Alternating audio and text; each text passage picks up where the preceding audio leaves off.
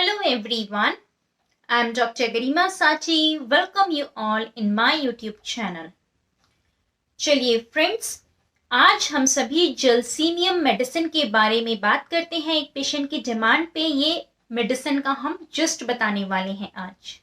तो किसी भी मेडिसिन को समझने के लिए उसकी मियाज़मेटिक स्टडी भी ज़रूरी है और साथ ही साथ उसका सार समझना ज़रूरी है कि वो किस बेस पे आधारित है, उसका जिस्ट क्या है, उसका कीवर्ड क्या है, क्या ऐसा है उसका आधार जिसके हिसाब से हम समझ पाए कि पेशेंट जलसीमियम का है या नहीं, उसका एग्जैक्ट कॉन्स्टिट्यूशन क्या है। तो चलिए बात करते हैं हम जलसीमियम के बारे में। तो ये एक प्लांट रेमेडी है जो कि हर कोई जानता है। सबसे पहले हम समझते हैं कि इसे परेशानी किस चीज से है। तो एलिमेंट्स फ्रॉम एंटीसिपेशन और बैड न्यूज, कोई भी जरा सी भी बुरी घटना उसे सुनने में आई या फिर वो पहले से ही पूर्वाभास कर लेगा कि ऐसा कुछ बुरा होगा, वो सोचकर ही वो बीमार हो जाता है, या कुछ बुरी घटना घटी तो ये बीमार 100% हो जाएगा। इसको कोई भी फिजिकल कंप्लेंट इसके मेंटल एलिमेंट की वजह से होगी, और वो एलिमेंट है एंटीसिपेशन, किसी भी चीज का पूर्वाभास कर लेना कि यदि ऐसा हुआ तो ये बुरा तो होगा ही, या फिर कोई बुरी घटना की न्यूज मिली और वो बीमार हो जाएगा। इसके अलावा है बहुत जल्दी परेशान हो जाता है, एंजाइटी और एप्रीहेंशन इसकी पूरी रेमेडी में रन करता है, इसके पूरे कॉन्स्टिट्यूशन में देखने मिलेगा। इसकी हर एक कंप्लेंट के साथ एसोसिएटेड होगा या उसका कारण होगा। जरा जरा सी बात पे चिंता करना, कोई भी नई सिचुएशन को फेस करने में घबराएगा, डरेगा, कॉन्फिडेंस की बहुत ज्यादा कमी रहेगी, लैक ऑफ कॉन्फिडेंस रहेगा। किसी भी चीज में, किसी भी काम को पूरा करने में उसे खुद पे विश्वास होगा ही नहीं, बहुत ज्यादा डरता है, अंदर बहुत ज्यादा डर रहेगा, कॉवर्ड रहेगा, कायर भी रहेगा और टिमिड यानी डरपोक भी रहेगा। फ्रेंड्स, उसके पहले यदि आपने हमारा चैनल सब्सक्राइब नहीं किया है तो सब्सक्राइब कर दीजिएगा, बेल आइकन जरूर दबाइएगा और इस वीडियो को लास्ट तक जरूर देखिएगा। उम्मीद करते हैं कि इस वीडियो को पूरा देखने के बाद आप समझ पाए कि जलसीमियम का व्यक्ति कैसा रहता है। और आप हमें सिंपली गूगल पे सर्च भी कर सकते हैं, डॉक्टर गरिमा असाटी टाइप करके, या फिर हमारी वेबसाइट की लिंक जो कि इसी डिस्क्रिप्शन में दी गई है, वहां पर जाकर आप हमारे ब्लॉग्स भी पढ़ सकते हैं। तो चलिए कंटिन्यू करते हैं जलसीमियम के साथ। जैसा कि आप सभी जानते हैं कि loss of control and balance में जलसीमियम का रोल बहुत अच्छा है। इसके अलावा एक बहुत कॉमन सा सिम्टम है muscles don't obey the will. ये बहुत कॉमनली सुना हुआ है और हर कोई जानता है, बट इसका रीजन क्या है? तो सेरिबेलम जो पीछे होता है, ब्रेन का एक पार्ट है, उसका काम है मसल्स का कोऑर्डिनेशन करवाना। जो हम हाथों के मूवमेंट कर रहे हैं या जो कोऑर्डिनेटेड मूवमेंट्स हैं, एक साथ दोनों हाथों को मूव करना, कोऑर्डिनेशन बनाना, ये मसल्स का कोऑर्डिनेशन। और इसके अलावा बैलेंस बनाना, जब चलते हैं तो दोनों पैरों से जो बैलेंस बनता है बॉडी का, ये सारा काम सेरिबेलम का होता है। लेकिन जलसीमियम में सेरिबेलम ही अफेक्टेड होता है, और जब सेरिबेलम प्रॉपरली वर्क नहीं करेगा तो ये कंट्रोल का लॉस होना या बैलेंस लॉस होना बहुत कॉमन सी बात है। मीन्स सेरिबेलम का जो काम है वो अफेक्टेड इसीलिए हुआ क्योंकि सेरिबेलम अफेक्टेड है जलसीमियम के पेशेंट्स में, इसीलिए मसल्स उनकी विल फॉलो नहीं कर पाती, जो कॉमन सा सिम्टम है। इसीलिए पेशेंट लड़खड़ा जाता है चलते हुए, या फिर उसके हाथों से चीजें गिर जाती हैं। तो ये फिजिकल सिम्टम्स में है।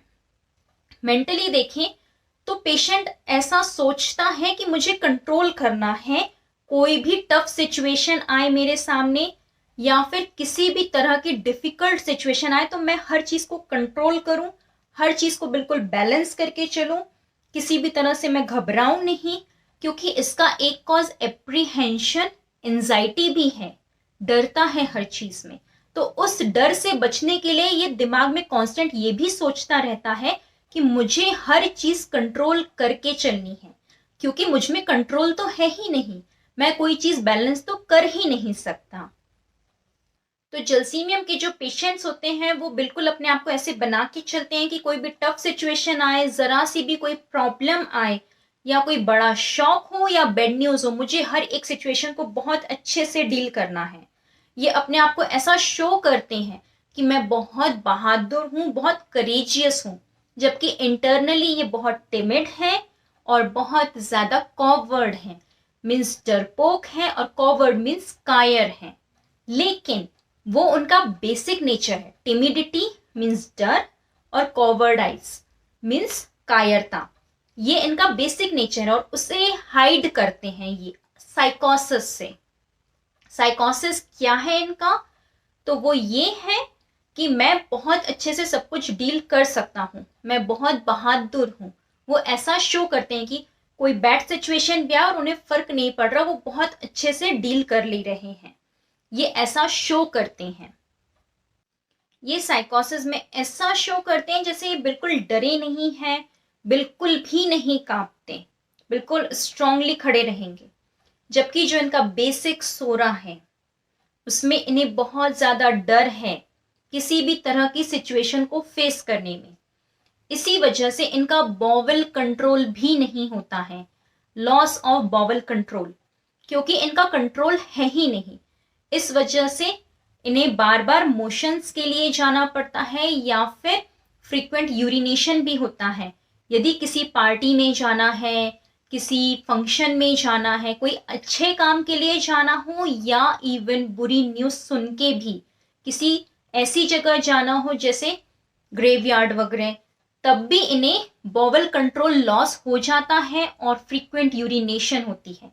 कहीं भी जाने के पहले इन्हें वॉशरूम जाना पड़ता है। रीजन ये क्योंकि उनका कंट्रोल लॉस हो गया। किसी एक्साइटिंग न्यूज से भी इन्हें प्रॉब्लम होती है, ऐसा नहीं कि सिर्फ बैड न्यूज या शॉक से ही प्रॉब्लम हो। कोई बहुत अच्छी खबर भी अचानक से मिल जाए तो भी इनका बॉवल कंट्रोल लॉस हो सकता है। तो physically bowel control loss frequent urination में शो हो रहा है, वही मेंटली एकदम से घबराहट होना, एंजाइटी होना, ये इनका बेसिक सोरा है, बेसिक नेचर है। इसी लॉस ऑफ कंट्रोल की वजह से इन्हें चक्कर आते हैं, गिडीनेस होती है, वर्टाइगो की प्रॉब्लम है, और साथ ही साथ इन्हें गिरने का डर बहुत ज्यादा रहता है, क्योंकि इन्हें ये भी पता है कि इनके पैरों पे इनका कंट्रोल नहीं है, मसल्स पे इनका कंट्रोल नहीं है, मसल्स इनके हिसाब से काम ही नहीं करती। ये चाहेंगे आगे पैर रखना, पैर तिरछा जा रहा है, पैर पीछे रह जा रहा है, इस तरह के भी सिम्टम्स रहते हैं इनमें। तो इस वजह से इन्हें गिरने का डर भी होता है। इसके अलावा पैरालिटिक कंडीशन में इसके रोल बहुत अच्छे हैं। तो पैरालिसिस मीन्स पूरी तरह से लूज हो गया, हाथ ही नहीं उठ रहा है, तो पैरालिसिस के केसेस में भी जलसीमियम का रिजल्ट बहुत अच्छा है। और इस पैरालिसिस का कॉज भी है लॉस ऑफ कंट्रोल। अब वो कंट्रोल बिकॉज ऑफ सेरिबेलम।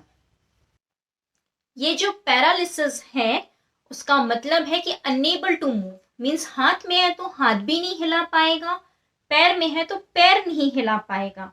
तो ये unable to move means because of shock, उसे एकदम से शॉक लगा, फिर उसके दिमाग में आ गया कि अब तो मैं चल ही नहीं सकता, मैं हाथ हिला ही नहीं सकता, मेरा कंट्रोल ही नहीं है खुद पे। चलिए अब हम बात करते हैं ये अंदर से कैसा होता है और शो कैसा करता है। तो ये बाहर तो शो करेगा मैं बहुत करेजियस हूँ, बहुत ब्रेव हूँ, मैं सब कुछ फेस कर सकता हूँ, कितनी भी स्ट्रॉन्ग कंडीशन हो, डिफिकल्ट हो या फिर शॉक से भरी हो, कितनी भी बुरी और टफ सिचुएशन हो, मैं सब कुछ हैंडल कर सकता हूँ। लेकिन अंदर से बहुत डरपोक होगा, फ्राइट होगा, फियर होगा, टिमिड होगा, बहुत ज्यादा कॉवर्ड होगा, मीन्स कायर भी होगा, और साथ ही साथ इसे बहुत ज्यादा चिंता होती है, एंजाइटी होती है और पैनिक स्टेट होती है। मीन्स इतनी सी बात का इतना बड़ा इशू क्रिएट करने वाला इंसान होता है ये, जरा सी बात पे, मीन्स तिल का ताड़ बनाने वाला। लेकिन ये कभी नहीं चाहता कि लोग इसे कायर कहें, तो अपनी कायरता को ये अंदर ही हाइड करके रखता है और ऐसा शो करेगा कि मैं बहुत स्ट्रांग और ब्रेव हूं। जैसा कि हम पहले भी जान चुके हैं कि इसमें कॉन्फिडेंस की कमी है, 3+ पे है इवन, कॉन्फिडेंस बिल्कुल नहीं रहता है और ये शांत रहना पसंद करता है, किसी से भी बात करना पसंद नहीं आता, ना के बराबर बात करना पसंद है या ये कहें कि बिल्कुल भी पसंद नहीं। और अकेले रहना ज्यादा पसंद है, वो नहीं चाहता कि उसके आसपास भी कोई रहे, भले ही वो व्यक्ति शांत ही क्यों ना बैठा रहे, लेकिन उससे ये बिल्कुल बर्दाश्त नहीं होता कि उसके आसपास कोई व्यक्ति रहे, वो अकेले रहना ज्यादा पसंद करता है। इसे पब्लिक प्लेसेस में भी जाने में डर लगता है, चाहे वो एंगेजमेंट ही क्यों ना हो, चर्च ही क्यों ना हो, मंदिर ही क्यों ना हो, कहीं भी इसे जाने में डर लगता है जहां बहुत सारे लोग हों, क्योंकि इसे पता है कि इसके अंदर कॉन्फिडेंस नहीं है और धोखे से लोग ये ना देख लें कि ये टिमिड है, बहुत डरपोक है, तो इसे हर चीज का डर रहता है। अब इसमें 3D बहुत कॉमन है और वो 3D है, पहला है डलनेस, दूसरा डिजीनेस, तीसरा ड्राउजीनेस। डलनेस ब्रेन की इनकैपेसिटी है और वो क्या है कि वो बहुत ज्यादा सोच नहीं पाता और अटेंशन नहीं दे पाता किसी भी चीज में। जैसे बच्चे ही हैं और वो जलसीमियम के पढ़ाई करने गए हैं स्कूल, वहां उनका कंसंट्रेशन नहीं रहेगा, टीचर क्या पढ़ा रही है समझ इसलिए नहीं आता क्योंकि वो अटेंशन ही नहीं दे पाते, वो ध्यान ही नहीं दे पाते कि वो क्या पढ़ा रही है, वहां पर उनका उस चीज में अटेंशन ही नहीं होता। इसके अलावा वो कुछ ज्यादा सोच नहीं पाते, उनकी सोचने समझने की शक्ति कम होती है, डल होते हैं माइंड से, और जो बात करते करते उनके थॉट्स भी अपने आप अचानक वैनिश हो जाते हैं, वो भूल जाते हैं कि वो क्या बोल रहे थे। इन्हें इतना डर रहता है कि किसी भी चीज से क्लिंग कर लेते हैं, किसी भी पर्सन से क्लिंगिंग हो जाती है या फिर फर्नीचर से ही क्लिंगिंग कर लेते हैं। क्लिंगिंग मीन्स ऐसा कुछ फील होना कि उससे हमें मेंटल सपोर्ट मिल रहा है, किसी भी चीज को पकड़कर इस तरह का संतोष होना, इस तरह का उन्हें एमेल्यूरेशन होना कि मतलब ये चीज पास है। फॉर एग्जाम्पल एक छोटी सी मूर्ति है किसी भगवान की, उसको बस पकड़ के रख लिया, हाँ हाँ बस हमें ठीक लग रहा है, हमें कॉन्फिडेंस आ गया, इस तरह से क्लिंगिंग होती है। तो वो किसी भी चीज से हो सकती है, किसी खिलौने से, फर्नीचर से, किसी पर्सन से, तो इन्हें इस तरह से क्लिंगिंग हो जाती है और एक से नहीं, इन्हें कई लोगों से हो सकती है। तो ये किसी भी चीज से जुड़ जाते हैं, किसी भी पर्सन से बहुत ज्यादा क्लिंग हो जाते हैं अपने डर को कंट्रोल करने के लिए। इन्हें लाइट बहुत पसंद होती है, अकेले रहना पसंद है और लाइट पसंद है। इसके अलावा मोटर पैरालिसिस में इसका रोल बहुत अच्छा है, जैसे कि आईज में यदि टॉसस हो जाए, ड्रूपी आईलिड्स है, इन केसेस में जलसीमियम का रिजल्ट बहुत अच्छा है। थ्रोट में पैरालिसिस हो जाए तो इसके रिजल्ट्स बहुत अच्छे हैं। इसके अलावा यदि एक्सट्रीमिटीज में पैरालिसिस हो जाए, तो स्फिंक्टर कंट्रोल लॉस हो जाए, तो या फिर बॉवल मूवमेंट लॉस हो जाए, तो भी इसके रिजल्ट्स बहुत अच्छे हैं। माइस्थीनिया ग्रेविस पे इसके रिजल्ट्स बहुत अच्छे हैं। इसके अलावा और भी किसी तरह का इंटरनल बॉडी पार्ट में भी पैरालिसिस हो जाए किसी तरह का, तो उस पे भी इसके रिजल्ट्स बहुत अच्छे हैं। जैसे एटोनिसिटी हो जाए, मतलब बॉडी पार्ट में टोन ना रह जाए, तो वहां पे भी इसके रिजल्ट्स बहुत अच्छे हैं। जैसा कि हमने समझा, ये मेडिसिन डल, डिजी और ड्राउजी पर्सन्स के लिए है, तो इनका जो सर्कुलेशन होगा वो भी बहुत फीबल और स्लो होगा, बहुत धीरे धीरे ब्लड फ्लो होगा, स्टेसिस रहेगी हमेशा। इसके अलावा रेनी सीजन में यदि कफ, कोल्ड, कोराइजा या हेडेक, मतलब सर्दी, खांसी या फिर सिर दर्द बना रहता है, तो उन केसेस में भी जलसीमियम के रिजल्ट बहुत अच्छे हैं, और वो भी स्पेशली यदि बरसात के दौरान ये प्रॉब्लम हो रही है तो जलसीमियम का रोल बहुत अच्छा है। और इसके अलावा राइटर्स क्रैम्प मीन्स यहाँ से जो रिस्ट का मूवमेंट ना हो, लिखने में परेशानी हो, तो उन केसेस में भी इसके रिजल्ट बहुत अच्छे हैं। और पेशेंट को ऐसा लगता है कि उसे कंटिन्यूअस चलते रहना पड़ेगा, तभी उसका हार्ट काम करेगा, अदरवाइज वो रुक गया तो उसका हार्ट भी रुक गया। उसका रीजन भी यही है कि हर चीज में डलनेस है, तो उसे लगता है कि यदि मैं बैठ गया, मैं रुका रहा, तो हार्ट भी काम नहीं करेगा। ये उसके सेंसेशन होते हैं। तो इन केसेस में भी जलसीमियम के रिजल्ट बहुत अच्छे हैं। तो ओवरऑल पूरा जो जस्ट है वो यही है कि डलनेस, डिजीनेस, ड्राउजीनेस है इसके 3D इंपॉर्टेंट पार्ट। इसके अलावा इसे एलिमेंट है एंजाइटी से, चिंता से, एप्रीहेंशन से और किसी भी तरह की बैड न्यूज से। और इसके अलावा इसका जो सोरा और साइकोसिस है, सोरा में ये बहुत टिमिड और कॉवर्ड है, डरा हुआ है, कायर है, और साइकोसिस में ये अपने आप को करेजियस शो करता है। और इन सब का कारण है इसका सेरिबेलर अफेक्शन। चलिए फ्रेंड्स, ये मेडिसिन यहीं कंप्लीट होती है। इसी तरह की अच्छी जानकारी के लिए और नॉलेजेबल वीडियोस के लिए हमारे चैनल को सब्सक्राइब करें, लाइक करें, शेयर करें और बेल आइकन जरूर दबाएं। FB, इंस्टा पे भी आप हमें फॉलो कर सकते हैं। गूगल पे डॉक्टर गरिमा असाटी लिखकर आप हमें सर्च भी कर सकते हैं। और हमारी ब्लॉग की ID है इसमें www.drgarimablog.com।